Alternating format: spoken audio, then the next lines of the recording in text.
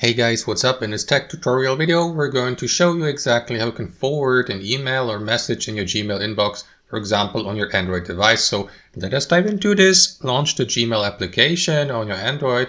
And what you want to do is, for example, tap on the email you would like to forward to someone else. Let me go with that one, for example. And after that, you will see these three dots here in the top right. So tap on these, and after that, you will see a menu, drop-down menu below, like reply, all, forward, add, start, print, and so on and so forth. So simply tap on forward here.